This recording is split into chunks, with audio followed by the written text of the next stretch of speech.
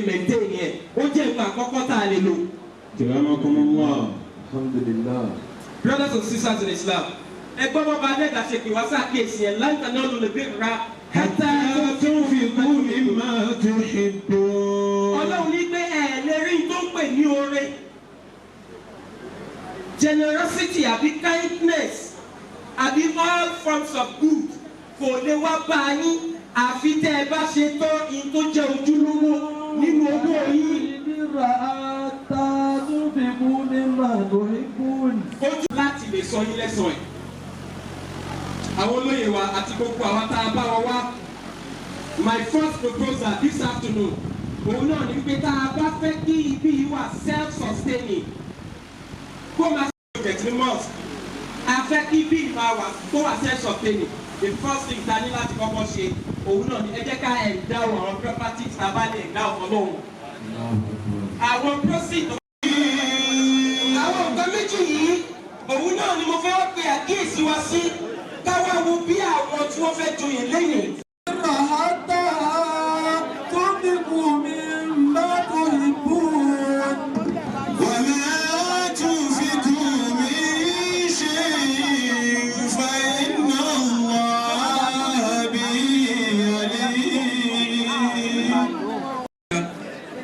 Up to this present moment, including the chairman of today's occasion, Wallahi al-Azim, Ọlọ́run jẹ́ ká túbọ̀ bí wọ́n pẹ́ wọ́n ti ṣe gbìyànjú tó pọ̀. Allahu Akbar. Ọlọ́run sì bá wa san wọ́n lẹ́san rẹ̀. Àmín. Àmọ́ ohun tí mo ń wòye sí ni wípé we should be thinking of. Mo wá rí wípé one of the most vibrant instruments tí wọ́n fi ń fund àwọn project like this, tí wọ́n fi ń sustain àwọn establishment like this or institution like this, òun náà ni alcohol. Allahu Akbar.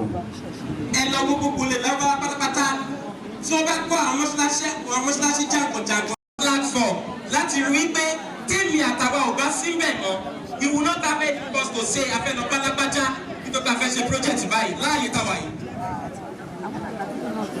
So nítorí mi mú nǹkan méjì yẹn wá nìyẹn. So a self-sustaining platform láti rí pé tèmi àtàwọn ò bá síbẹ̀ mọ́ kódà a ní cause láti rí afẹ́wà báyìí even if we are there. Inshallah. Àkọ́kọ́ ń bẹ̀.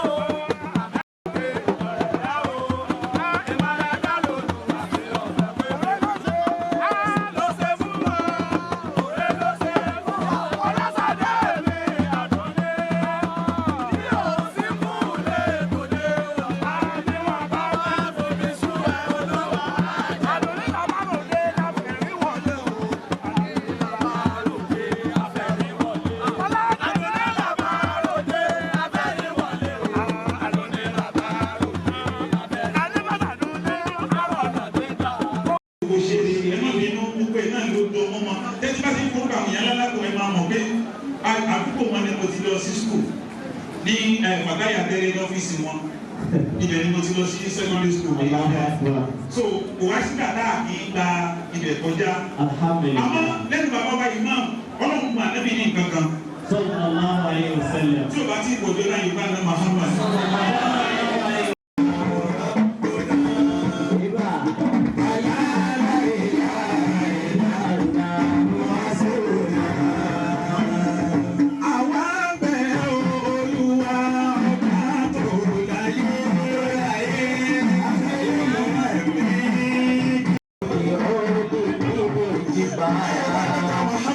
sallallahu alayhi wa sallam. Àwọn Yorùbá ní nǹkan tá a bá ní òun la máa ná ní. Bí mo ti ń kí bàbá wa OON mọ́ ìyá wa àwọn bàbá wa tí wọ́n jẹ́ elétò wọ́n ti sáré sọ fún mi pé ẹ kò jẹ́ kí wọ́n mọ̀ wípé bàbá wo ní Kìjìpá ni wọ́n fẹ́ ọmọ bíbí ìlú yìí ni wọ́n o. Bẹ́ẹ̀ ni. Ó yé mi ò jiyàn sí Yorùbá náà Muhammad. Alhamdulillah, Alhaja wa Asayida Rahmatu.